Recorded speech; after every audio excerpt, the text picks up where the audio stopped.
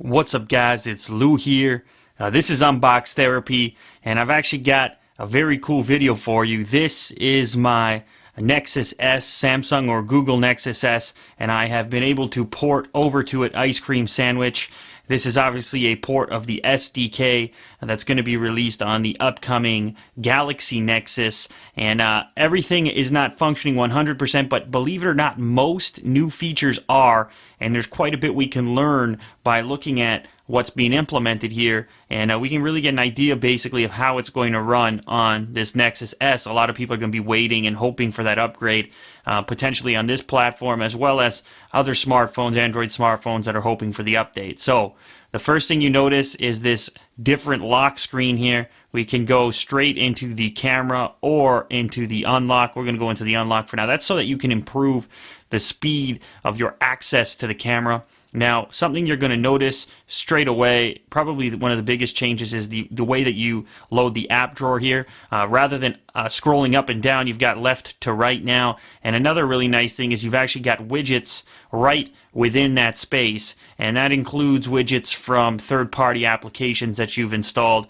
Another nice thing about widgets is that they are resizable, so you can select any widget. Here's a real nice scrollable Gmail widget, and then you can obviously resize that to suit your needs. As I mentioned before, it is scrollable, and everything is really smooth, believe it or not. That surprised me, considering the fact that this is a single-core device, unlike all those dual-core devices, as well as obviously the beast that's coming out that's going to be called the Galaxy Nexus. Now, another thing that you can do in Ice Cream Sandwich is you can make folders. Well, you could always make folders in Android, but they look a little different and behave a little differently now. All you've got to do is select an app and drop it on top of another one, and just like that, you've got a pretty little stack of applications. And then when you select it, boom, they just pop open. A very nice, neat little animation there. Actually, by default, you've got your Google apps down here, and they're in a little stack themselves. A lot of the applications have had minor redesigns. Google Plus, for example, has been minorly redesigned within Ice Cream Sandwich. But the main thing is that it's been implemented well across the OS for, sort of updating, from other elements from other places, for example, the camera and so on and so forth. There's a lot of built-in functionality for Google+. The other app that has changed is YouTube. The YouTube app is now a lot lighter and brighter than it was previously. It's obviously a lot darker currently on Gingerbread and or any of the older Android platforms that you might be on. This one's really clean. Everything is surprisingly smooth. You can obviously take videos and upload them to YouTube directly from here as well. Another thing that has been getting some press, and obviously has been getting more press on the Apple side, which is voice recognition. Now, if you're in messaging, something special about this voice recognition is that it comes up instantly. Now, you're probably saying, what does that mean, instantly?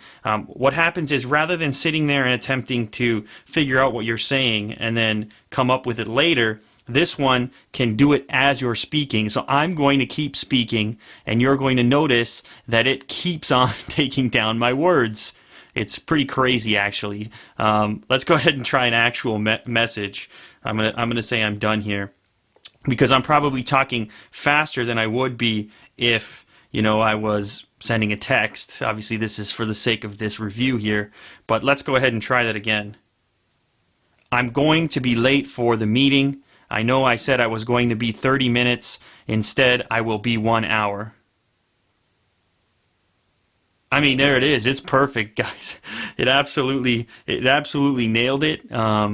It's actually pretty crazy. As long as you take a little bit of time in between your words, I mean, you can't speak as fast as I normally do, which is probably a little bit faster than usual, but it hammers it right away, and it's nice to get that immediate feedback from the device showing that it's taken it in. Now, all the other, voice recognition softwares that I have tried, they take a little while to think, and that's kind of a turnoff, even if it doesn't last too long.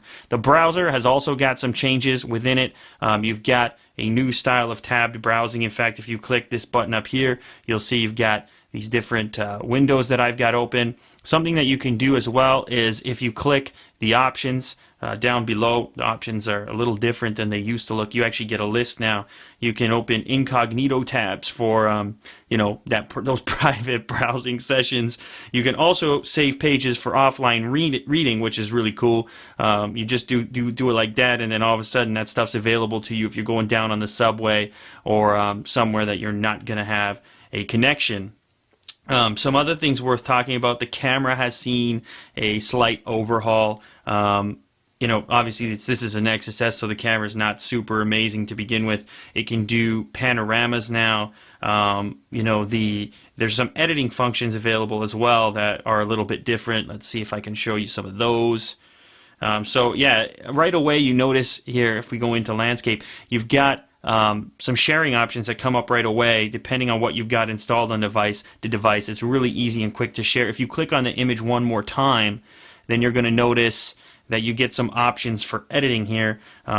You can select on this particular device, you're going to have to still select the menu button.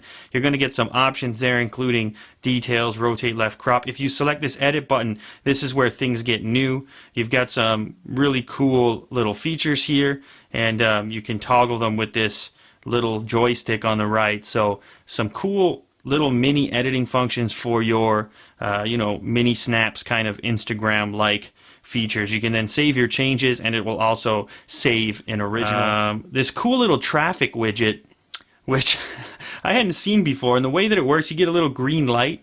You see the little green light on there telling me that my regular route to the places that I normally travel is going to be a green light.